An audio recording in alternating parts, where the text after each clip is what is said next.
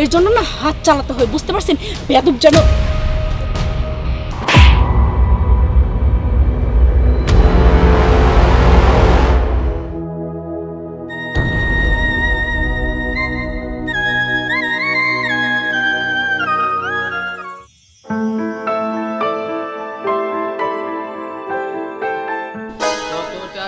কত পয়সা অকারণে চলে যায়, আল্লাহ রাস্তায় দিলে টাকা ওই পারেতে পাওয়া যায়। দেন গো ভাই।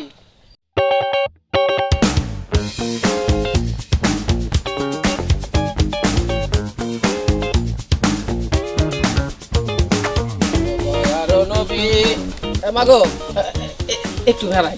কিছু বলবেন? মাগো তুমি চৌধুরী মাইয়া ইভানা? জি। কেন? মাগো আমার পোলা রানা তোমার খুব ভালোবাসি, তোমার বিয়ে করবার চাই। You shut up. কাকে কি বলছেন আপনি? মাগো এই আমার শার্টের কথা কইতাছো, পুরানো লোক ভালো শার্টও আছে।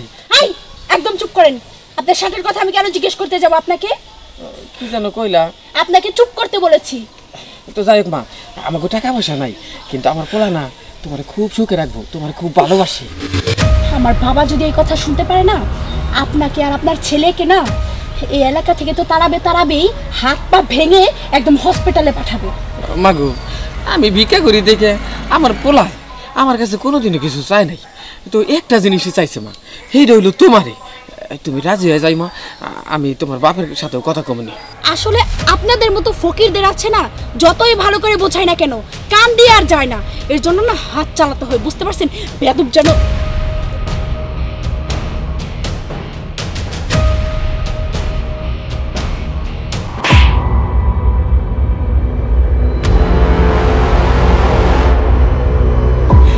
তোর কত বড় সাহস, তুই আমার বাবার গায়ে হাত তুলতে যাস?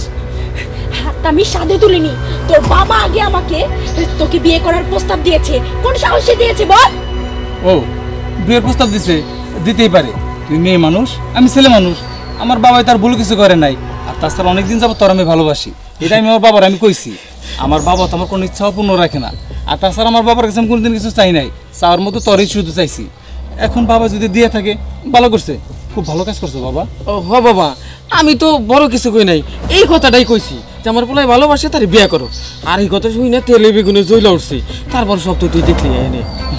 আসলে কি হয়েছে বাবা, অনেক বড় লোক তো ওরা, টাকার অঙ্কটা খুব বেশি, যে কারণে মানুষ মনে করে না। কিন্তু তুমি কোনো চিন্তা করো না বাবা, আমার হাতে পড়লে আজকে তো এক থাপ্পড় খাইছে, আরো ভবিষ্যতে কয়েকটা থাপ্পড় খাইতে গিয়েও ঠিক হয়ে যাইব। না বাবা, ও চৌধুরী বাড়ি মাইয়া, ওরে মারিস না তুই। এই একদম চুপ বলছি, আর একটা কথা বলবি না তুই। বাপ বেটা মিলে এখানে ভালোই নাটক শুরু করে দিয়েছিস, তাই না?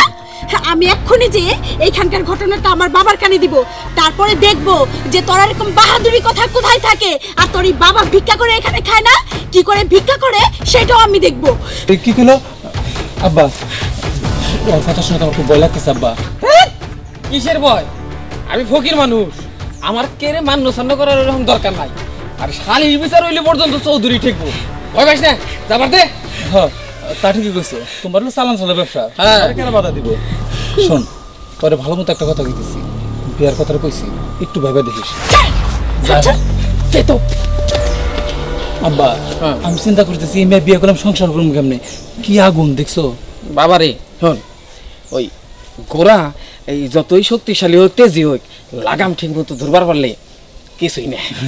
ঠিক আছে বাবা, চলো আজকে বিকেল টিকা করা লাগবো না, বাড়িতে চলো যাই। কি কস আবার, তোর মায়ে কেস কেসাবো? দূর চলো সে। আচ্ছা। ফকিরের বাচ্চা, তুই আমার গায়ে হাত তুলেছিস তাই না? তোর ওই হাত যদি আমি কাটানোর ব্যবস্থা না করেছি, তাহলে আমিও চৌধুরী বংশের মেয়ে না। বেয়াদব জানো কোথাকার।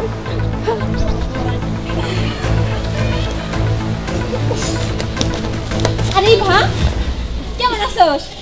দেখ, এখন আমি কোনো রকম কোনো কথা বলতে চাই না, আমার মাথাটা প্রচন্ড পরিমাণ গরম আছে, আমি যেতে চাই। এবার দাঁড়া, তোর সাথে অনেকদিন পরে দেখা হলো, একটু কথা বলি। কি কথা বলবি বলতো? রাগ করতেছি। কি হয়েছে? তুই মনে রাগ করতেছিস কেন? আমার কি হয়েছে সেটা তোকে কেন বলতে হবে? আসলে কি, আমি বলতেছি তোর দুলাভাই আসছে তো তোর একটু দেখতে চাইছে, বললো যে তোমার ওই বান্ধবীটা কেমন আছে, এর জন্য তোর সাথে রাস্তায় দেখা হয়ে গেল, চল আমাদের বাড়িতে। উফ, আরে আজব তো, তোর হাজবেন্ড এসেছে সেখানে আমি কেন যাব বলতো আমাকে? আর ওই ফকিরটার সাথে গিয়ে আমাকে দেখা করতে হবে কেন, কিসের জন্য? ইবা হইছে, আর কিছু বলিস না, আমার স্বামী আমার কাছে অনেক কিছু, এত অহংকার কিসের? এই অহংকার না থাকবো না, একদিন এমন সময় আসতে পারে তুইও রাস্তা করে না প্লেট নিয়ে ভিক্ষা করতেছিস। এই একদম চুপ, ছোট লোক যেন কোথাকার। তোর হাজবেন্ড একটা ফকির আর তার বউ হয়েছিস তুই, তাহলে তো এসব কথাই তোর থেকে শুনতে হবে, তাই না? এর থেকে ভালো আর কি আশা করা যায়?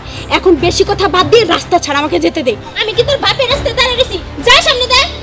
আমার বাপের রাস্তায় গেলে আছে না, তোর পা কাইটা আছে না, বাপের রাস্তার গলির ভিতর দাঁড়া করে দিবি, ফকির যেন কোথাকার। জমিদারি পাট না, বেশি দিন থাকবো না, একদিন ঠিকই পড়বি। বাবা, বাবা, কোথায় তোমরা? তাড়াতাড়ি এসো বলছি। আরে কি হয়েছে মা? মাম্মি, আরে কি হয়েছে নাকি সেটা তো বলবি, কি হয়েছে? জানো আজকে কি হয়েছিল? একটু বাইরে ঘুরতে বেরিয়েছিলাম, এর ভিতরে আমাদের এলাকার যে মাইন ফকিরের ছেলেটা আছে না, ওই ছেলেটাকে আমাকে বিয়ে করার জন্য ওর বাবা বলেছে। আমি এতে না করেছি দেখে আমার গায়ে হাত তুলেছে ওর ছেলে। আমি এখন কি করব মাম্মি, তুমি আমাকে বলে দাও। আমার গায়ের রক্ত একদম গরম হয়ে গেছে, আমার ইচ্ছে করছে আমি এখনই যে ওকে খুন করে ফেলি, কিন্তু আমি পারছি না। ইভা, তুই এসব কি বলছিস? তোকে আমি কতবার বলেছি এভাবে অহংকার করে চলিস না রাস্তাঘাটে। আর কি বললি, তোর গায়ে হাত তুলেছে? আমি জানি কেন তোর গায়ে হাত তুলেছে। নিশ্চয়ই তুই তোর অহংকারগিরি খাটাইতে গেছিলি এই জন্য, কারণ আমি তো জানি তোর স্বভাব চরিত্র এখন কেমন হয়ে গেছে। আমি তো তোর মা, তাই না? তবে একটা কথা মাথায় রাখিস, বেশি দিন অহংকার চলে না। আর ইদানিং দেখছি তোর বাবার ব্যবসা বাণিজ্য সব কেমন যেন হয়ে যাচ্ছে, আগের মতন তেমন ব্যবসা হচ্ছে না। শোন, তোর বাবার মাথায় কিন্তু কোনো রকমের টেনশন ঢোকাবি না বললাম। চুপ করো তো মাম্মি, অনেক কথা বলে ফেলেছো, আর বলো না তুমি। আচ্ছা, আমি তো এই গ্রামের চৌধুরী সাহেবের মেয়ে, অহংকার যদি আমি না দেখাই তাহলে কে দেখাবে? ওই ফকিনের ছেলে। আসলে না, তুমি আমাকে বোঝোই না, আমাকে একমাত্র বোঝে শুধু পাপা।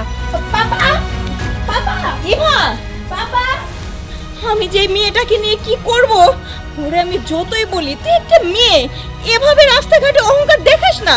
না, ওর পাপা ওকে লাই দিয়ে দিয়ে একদম মাথায় উঠে দিয়েছে। ইভা, ইভা দাঁড়া বলছি। এমন দয়াল নবী পাবো মোরা কই গেলে, রহমতেরি মাগো। আপনি তো আগের মতো আর এদিকে আসেন না। মাগো, ওই গ্রামে গঞ্জে আমি ভিক্ষা করি, কোন থেকে কোনে যাই, শহরের বাসা বাড়িতে যাই না, ওইখানের মহিলারা নানান রকমের কথা কয়। ও আচ্ছা ঠিক আছে চাচা, আপনি এখানে বসেন, আমি আপনার জন্য খাবার নিয়ে আসি। না মা, আমি আমার পোলারে রাইখে খাই না, সেটা ভিক্ষা দেন নিয়ে চইলা যায়। ঠিক আছে চাচা, মাঝে মধ্যে আসেন, আপনি আসলে পারে যে গজল গান না, এই গজলটা আমার অনেক ভালো লাগে। জামা, আমার সাথে ভিক্ষা দেন। আচ্ছা চাচা। এমন দয়ার নবী পাবো মোরা কই গেলে, মরুভূমির বালির নিচে আর রহমতের ঢেউ খেলে। বিসমিল্লাহ বিসমিল্লাহ। মারে যাই গে, ভালো থাকিস। আচ্ছা চাচা, আসেন কিন্তু আবার। আচ্ছা, দেখে শুনে যান।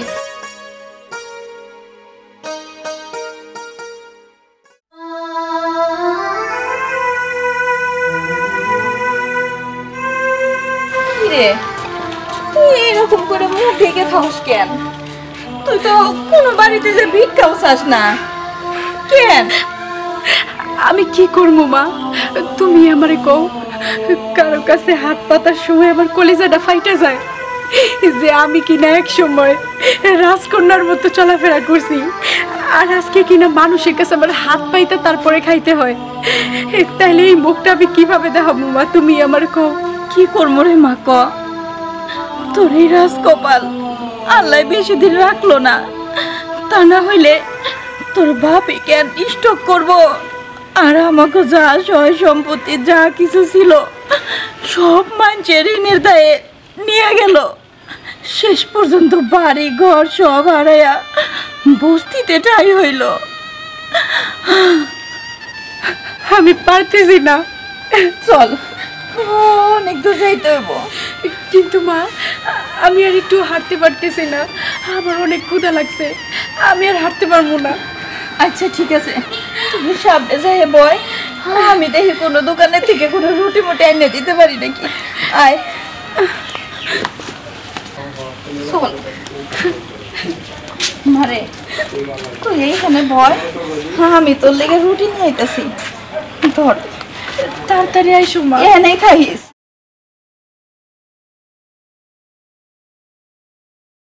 সারাদিন হাঁটতে হাঁটতে হাত পা একদম ব্যথা হয়ে গেছে। আল্লাহ,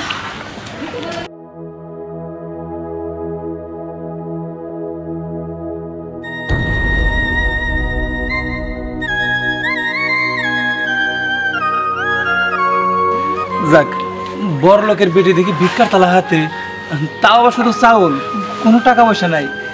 জানা ছিল এরকমটা হবে, নিয়তির পরিহাস। আমি ফকিরের বলে হইতে পারি, তাই বলে ভিক্ষার মর্যাদা এত ছোট করে না। এই তো 10 টাকা দিলাম, আরো লাগলে আরো দিব। আর লাগবো না, ধন্যবাদ আপনাকে। ও, এখন ধন্যবাদ দিতে হইব না, তুমি তো ফকির, চালান সারা ব্যবসায়ী রে, আমার বাবাও করে। ভূমির বালির। আব্বা, হ্যাঁ বাবা। তুমিও এর ভিক্ষা করতেছো? তুমি দেখো না তোমার ব্যবসায় নতুন লোক জ্বর হইছে। মানে এই চাই দেখো মুখটা মিহি। হ্যাঁ, এদি বৌমা, আমার বাত মারার জন্য এই কাম করতেছ? তুমি এই কামে নামছো কে? হ্যাঁ মা, দেখেন, আপনারা তো সবই জানেন, জানার পরও এমনি করে কেন আমার খোঁচা দিয়ে কথা কইতেছেন কোন? আসলে জানি এটাও একটা জিনিস সবসময় মনে রাখবা, আল্লাহর মায় দুনিয়ার ভাই। অহংকারের পতন আল্লাহ তাআলা জমিনের উপরে করে দিয়ে যায়, খুব বেশি অহংকার করতে। যাই হোক, এই যে ভিক্ষার থালা না যে ভিক্ষা করতেছো, আর রাস্তায় যখন ভিক্ষা করো তখনও কি ইংলিশে ভিক্ষা চাও নাকি? নাকি ইংলিশ বলা শেষ হয়ে গেছে এখন? ওই তো চৌধুরী সাহেবের বউ এসে পড়ছে, আমার শাশুড়ি। ভাবি সাহেবা, আসলে আল্লাহ যে কার কপালে কি রাখে এটা পাওয়া যায় না। তো আপনাকে এই অবস্থা দেখে আমি দিলের মধ্যে খুব কষ্ট পাইছি। আব্বা, এত কষ্ট পাওয়ার কিছু নাই। আগে তারা ছিল চৌধুরী বংশের লোক, বিয়ার কথা কইছিল, খুব অপমান করছে। এখন তো আমরা সমান সমান আর কি, লেভেলে লেভেলে। এখন বিয়ার প্রস্তাবটা দাও, দেখো রাজি নাকি। তুই থাম তো বাপ। তো ভাবি সাহেবা, আমার পোলা আপনার মায়ের পছন্দ করে, তো এখন আসলে আপনিও ভিক্ষা করেন, আমিও ভিক্ষা করি, তো তাই কইছিলাম কি, আমি বুঝছি ভাই, আর কইতে হইব না। আপনার পোলা আমার মাইয়ার বিয়ে করতে চায়, এটা তো এখন আমার সাত কপালের ভাগ্যি। আপনি যা কইতে চাইছেন আমি বুঝছি। আমার মাইয়াটারে আপনার পোলার হাতে তুলে দিলে আমিও বাইসে যাই। ভাই, আমি রাজি। আপনি কোন কবে দিন তারিখ ধার্য করবেন? দরকার হলে আমি আজকেই তুলে দিব। চাচি আম্মা, একটা কথা কইতাম, কিছু মনে করেন না। আসলে আমি তখন আপনাদের সাথে মজাই করতেছিলাম, কিন্তু আসলে কি জানেন, যারা অহংকার করে তাদের পতন আল্লাহ তাআলা একদিন একদিন করে। আমি এবার বিয়ে করে অনেক সুখী রাখবো, আর তাছাড়া এখনো ভালো একটা চাকরি হয়েছে। আপনি এবার কোনো চিন্তা করবেন না, আমি আমার পূর্বের কোনো প্রতিশোধ ওর উপরে নিব না। ভাবি সাহেবা, আমি কিন্তু আমার বৌমারে ভিক্ষা করতে দেব না, দরকার হইলে আমি আর আপনি এক লগে ভিক্ষা করুন। আব্বা, এটা কেমন কথা কইতেছো? এখন আমি চাকরি পাইছি, ভালো বেতন আমার, তোমাদের কারোর ভিক্ষা করতে হইব না। বাবা, আগের অভ্যাসটা দেখো, অভ্যাস পরিবর্তন করতে হইব, মানুষ সবসময় একরকম থাকে না, সেটা তো বুঝতেছো নাকি? চলো বাড়িতে চলো। তাইলে আজকে থেকে ভিক্ষা বন্ধ, একদম বন্ধ, আর কোনো ভিক্ষা না। এইটা ব্যাগে রাখো, চলেন আসো। চল আসো বৌমা।